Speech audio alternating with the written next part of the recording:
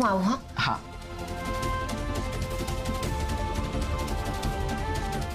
હા મોટી બા હું આવું.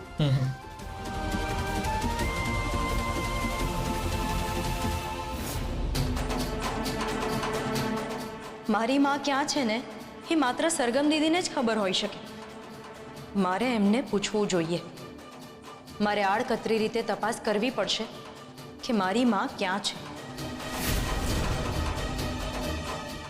અચ્છા ઠીક છે. તમને જેવું ખબર પડે ને હું તરત મને ઇન્ફોર્મ કરજો. હું રાહ જોઈશ.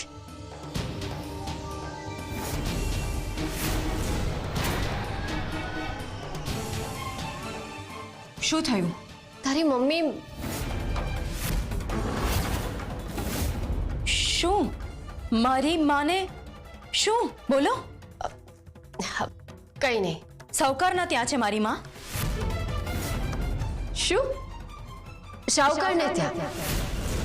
પણ તે તો કહ્યું હતું ને કે તારી મમ્મી તારી માસીના ત્યાં છે.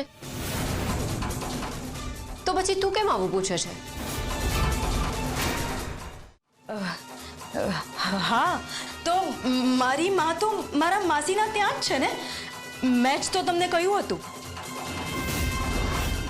આઈ એમ સોરી રૂપ. મને એવું લાગતું હતું કે તારી મમ્મી શાહુકારને ત્યાં છે અને તું મારાથી કંઈક છુપાવી રહી છે.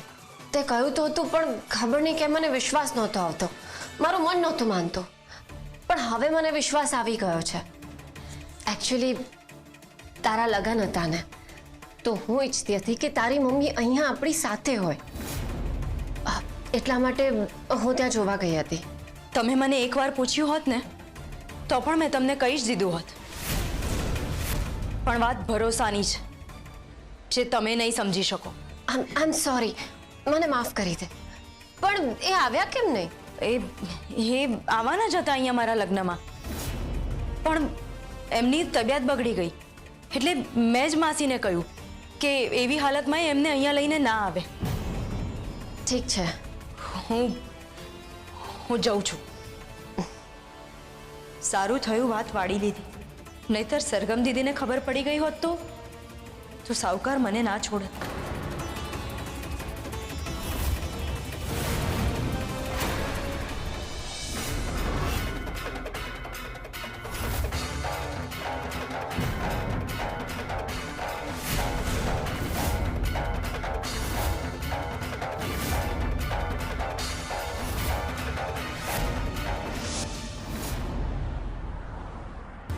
રૂપની માં તો ભાગી ગઈ.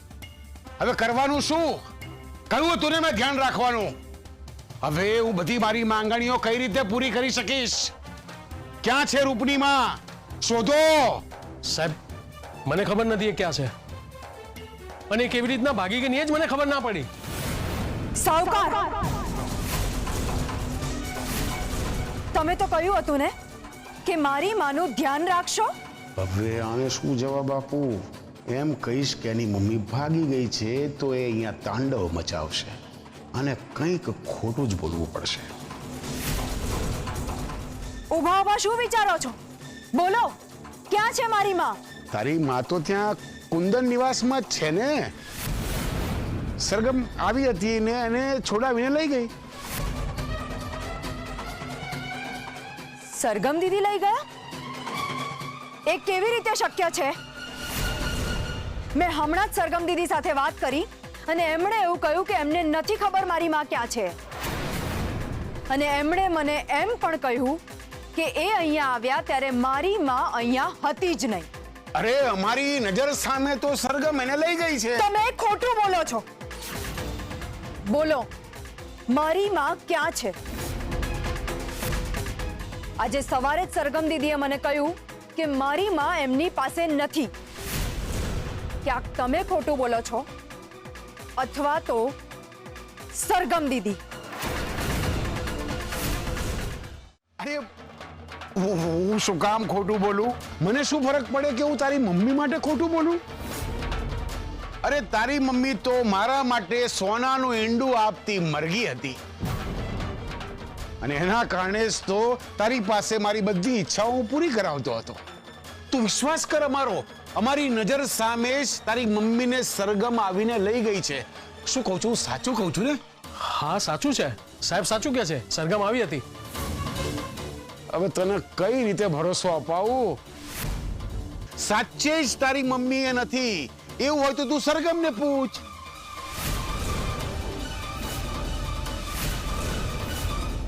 અહીંયા પણ નથી અને સરગમ દીદી કહે છે કે એમની પાસે પણ નથી. તો છે ક્યાં મારી માં? સરગમ દીદી ખોટું બોલે છે અથવા તો સાવકાર, પણ છે શું સત્ય? અને જો સરગમ દીદી પાસે મારી માં છે તો એ કરવા શું માંગે છે એ પણ તો મારે શોધવું પડશે.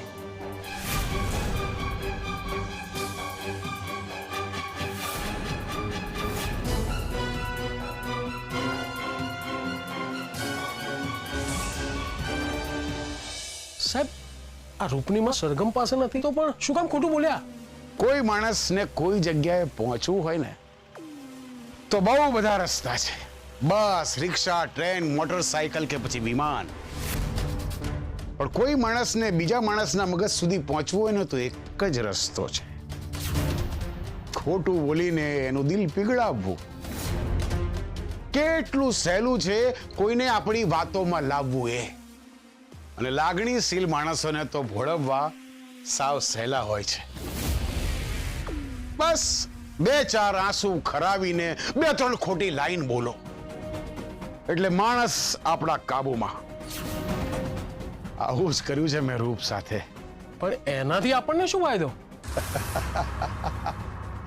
આ 2 બિલાડીની લડાઈમાં ફાવે કોણ?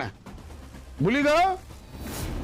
હવે આ રૂપ એમ વિચારશે કે આ સરગમ મારી માને એની સાથે કેમ લઈ ગઈ હશે, એની પાછળ એનો હેતુ શું હશે. અને હવે રૂપ અને સરગમ વચ્ચે આ મુદ્દો મોટી તિરાડ ઊભી કરશે. જેવું ઈચ્છું છું મારો સરગમ સાથેનો બદલો હવે રૂપ લેશે. હવે આપણે કશું કરવાની જરૂર જ નહીં રહે. જે કરશે હવે આ મારું રમકડું જ કરશે. મારે તો માત્ર ચાવી ભરવાની. અને હવે રૂપ એની માને શોધશે અને સાથે એ પણ શોધશે કે સરગમે એની માં સાથે શું કર્યું ને કેમ કર્યું.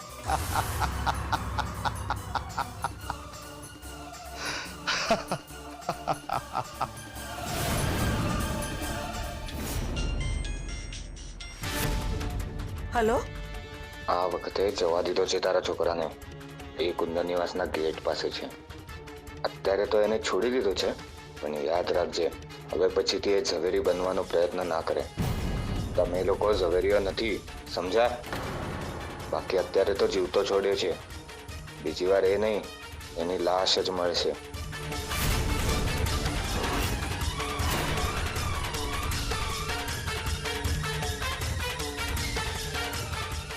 મોટી બા, મોટી બા, મોટી બા, મોટી બા, મોટી બા. અનસુયા બહુ શું થયું છે કહેશો મને? કેમ આટલું બધું રડો છો તમે? આટલા ગભરાયેલા કેમ છો? મોટી બા, મને કોઈનો ફોન આવ્યો હતો. એણે કહ્યું કે હું ઝવેરી બનવાનો પ્રયત્ન ના કરું. ઝવેરી? કોણ ઝવેરી? હા, આ શું બોલો છો તમે? મોટી બા, આ તમે શું બોલો છો? અરે બોલો ને, કોણ ઝવેરી? કોણ? બોલો. મોટી બા, ઝવેરી પરિવાર, ઝવેરી પરિવાર આપણો પરિવાર. મોટી બા, કેમ તમે બધું ભૂલી ગયા છો? અનસુયા બહુ મને કંઈ જ યાદ નથી આવતું. મારે શું છે હમણાં? મને જવા દો તમે, મને જવા દો. મોટી બા, એક તરફ મારો દીકરો આ હાલતમાં છે અને મોટી બાને કંઈ યાદ નથી આવતું. એક બાજુ કહે છે કે કંઈ યાદ નથી આવતું અને બીજી બાજુ મને અંસુયા કહીને બોલાવે છે. શું મીરાબેન કહેતા હતા કે મોટી બાને 48 કલાકનું જ યાદ રહે છે? એ સાચું હશે? હવે શું મદદની આશા રાખું એમની પાસેથી? અયાન, અયાન, અયાન, અયાન બેટા, અયાન, અયાન.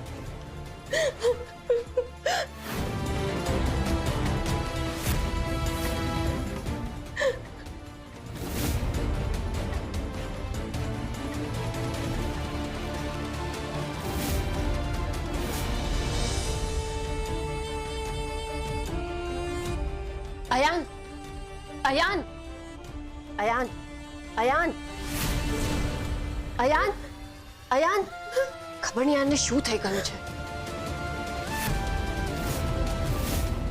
સરગમ છો ને, મારો દીકરો ઉઠતો કેમ નથી? તમે પેનિક ના થાઓ, હું જોઉં છું એને કંઈ નહીં થાય, એ ઠીક થઈ જશે. પણ અયાન સાથે આવું કર્યું કોણે અને શું કામ? હું પણ એ જ વિચારું છું કે અયાન સાથે આવું કોણે કર્યું. મને ખબર છે આવું કોણે કર્યું હોવું જોઈએ. પરી, એણે જ આ બધું કર્યું હશે. એ અમને કેટલી નફરત કરે છે તમને બધાને ખબર જ છે ને. પણ મને નહોતી ખબર કે એની નફરત આટલી બધી વધી જશે. એણે જ મારા દીકરાની આ હાલત કરી છે અને એણે જ મને ફોન કરાવ્યો હશે. પરી, પરી, પરી, અંશુ આંટી, અંશુ આંટી, પરી, પરી, પરી ક્યાં છે? પરી, પરી, પરી ક્યાં છે? નીચે આવ. પરી, પરી, પરી, પરી ક્યાં છે? પરી નીચે આવ. પરી, આંટી, શું થયું?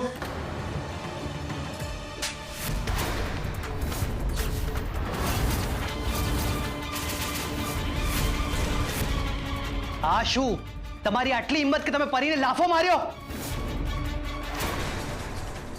એક માની કેટલી હિંમત હોય છે ને એ બતાવવાનો સમય આવી ગયો છે ચિરાગ. પણ થયું છે શું? પરીએ શું કર્યું? તમે બહુ જ ખોટું કર્યું લાફો મારીને. જોયા જાણ્યા વગર તમે પરીને લાફો માર્યો. ચૂપ! અંશુ આંટી, હવે આ માં એક શબ્દ નહીં સાંભળે. એક શબ્દ નહીં. તમે લોકોએ આટલા અત્યાચાર કર્યા, હું ચૂપ રહી.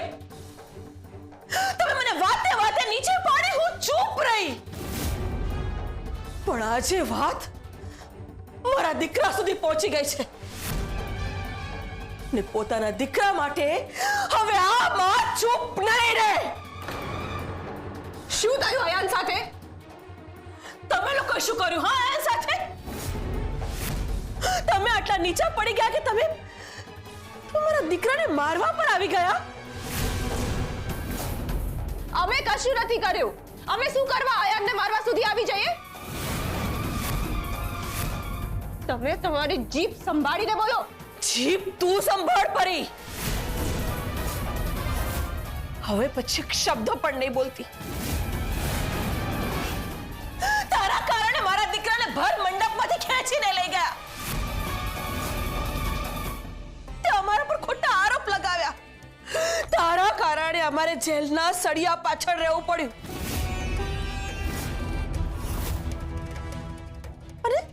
અને તું મને કહે છે કે હું જીભ સંભાળીને વાત કરું?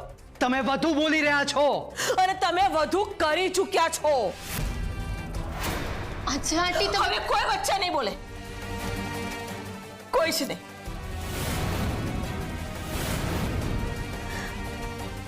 અત્યાર સુધી તમે લોકોએ બહુ ભૂલો કરી.